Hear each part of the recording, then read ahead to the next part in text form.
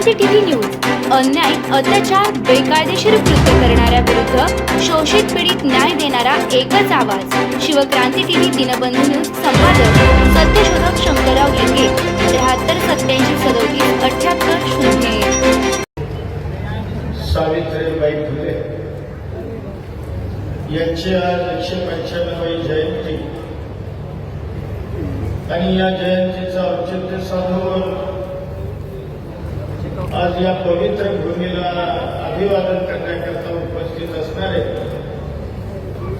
या राज्याचे कर्तव्यगार मुख्यमंत्री आदरणीय देवेंद्र भाऊ फडणवीस साहेब, त्यांनीच मला सूचना केली की आता नावं कोणाची घेऊ नका, त्यामुळं मंचगावरच्या सर्व मान्यवरांची माफी मागून मंचगावरचे सर्व सन्मान्य मान्यवर मंत्रीगण, त्याचबरोबर सर्व उपस्थित मान्यवर आणि मोठ्या संख्येनं सावित्रीबाई फुलेंना अभिवादन करण्याकरता उपस्थित असणारे या राज्यामधील आपण सर्व सन्मान्य मान्यवर, वडीलधारी, माता भगिनी, पत्रकार बंधू आणि माझ्या तरुण सहकारी मित्रांनो, आज संपूर्ण देशभर क्रांतीज्योती सावित्रीबाई फुले यांची जयंती अतिशय आनंदाच्या आणि अतिशय मंगलमय वातावरणामध्ये आज सोहळा पार पडतो. आणि माझ्या या सातारा जिल्ह्यातल्या नायगावमध्ये माझ्या मतदारसंघामधल्या सावित्रीबाई फुलेंच्या जन्मगावी ते एक प्रकारचा हा 16 नोव्हेंबर दरवर्षी फार मोठ्या प्रमाणामध्ये हा कार्यक्रम साजरा केला जातो. मी प्रथमतः माझ्या वतीनं सावित्रीबाई फुलेंच्या पवित्र स्मृतीस विनम्र अशा प्रकारचं अभिवादन करतो. आणि आजच्या या कार्यक्रमाला राज्याचे प्रमुख आदरणीय देवाभाऊ, आमचे विधान परिषदेचे सभापती सन्माननीय राम शिंदे साहेब, या दोघांचंही मी माझ्या या मतदारसंघामध्ये किंबहुना या भूमीमध्ये मनापासून स्वागत करतो. खरं तर सावित्रीबाई फुले आणि ज्योतिराव फुले यांचं कार्य आपण शब्दामध्ये सांगू शकत नाही. 195व्या वर्षापूर्वी एकूणच समाजाची असणारी त्या काळची एकूण अवस्था अतिशय समाजामध्ये प्रचंड अशा प्रकारची दरी होती. शिक्षणाचा अभाव होता, लोकांमध्ये प्रचंड अशा प्रकारचं अज्ञान होतं आणि जातीमध्ये म्हणजे उच्च आणि नीच अशा पद्धतीचा भेदभाव होता आणि अतिशय अनिष्ट अशा प्रकारच्या रूढी त्या काळी होत्या. अशा काळामध्ये सावित्रीबाई फुले आणि ज्योतिराव फुलेंनी 1 जानेवारी 1848 साली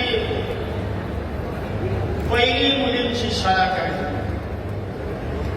आणि खऱ्या अर्थानं शैक्षणिक क्रांती ही त्या काळी त्यांच्या हातामधून घडली. एकूणच शिक्षण असेल, त्याच पद्धतीनं समाजामधल्या अनिष्ट रूढी अशा वेगवेगळ्या क्षेत्रामध्ये काम करण्याचा प्रयत्न या उभय दाम्पत्याने केला. आणि आज आपण बघतोय आज यांची जयंती एक आगळा वेगळा सोहळा म्हणून संपूर्ण देश त्या ठिकाणी साजरा करत असतो. मी तर खरं तर देवाभाऊंचे आभार मानतो की आज आपण तब्बल 143 कोटी रुपयांचं छानपैकी आराखडा नायगावचा तयार केला. सातत्याने या आराखड्याच्या संदर्भामध्ये आम्ही मंडळी पाठपुरावा करत होतो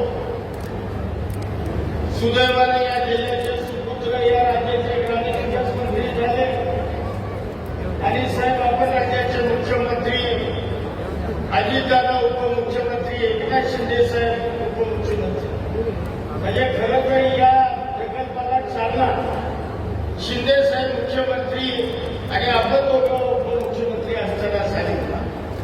परंतु आज खऱ्या अर्थानं हा प्रकल्प या ठिकाणी साकारला जातोय. त्याचं भूमिपूजन आज आपले सुभाष या भूमीमध्ये पार पडतंय. याचा आनंद साहेब हा आमच्यासारख्या कार्यकर्त्याला फार मोठ्या प्रमाणात आहे. माझी फक्त एवढीच क्रांती ज्योतीचं या शैक्षणिक क्षेत्राचं कार्य बघून माझी आपल्याला कळकळीची विनंती आहे की ग्रामीण महाराष्ट्रामध्ये क्रांती ज्योतींच्या नावाला साजेस वेगवेगळ्या पद्धतीच्या शैक्षणिक संकुल या परिसरामध्ये निर्माण व्हावं आणि निश्चितपणानं खऱ्या अर्थानं ती सावित्रीबाईंना खऱ्या अर्थानं आदरांजली ठरेल असं मला या निमित्तानं सांगावंसं वाटतं. खरं तर साहेब हा खंडाळा तालुका पूर्वाश्रमीचा दुष्काळी तालुका पिढ्याना पिढ्याचा दुष्काळ या तालुक्याच्या मागे होता. परंतु आता या तालुक्याचं चित्र बदललं. या तालुक्यामध्ये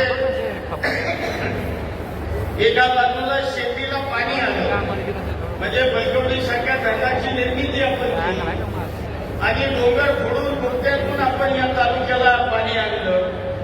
देवगडचं पाणी आता या जिल्ह्यामध्ये खेळायला लागलं. एका बाजूला औद्योगिकरण या तालुक्यामध्ये वाढीला लागलं.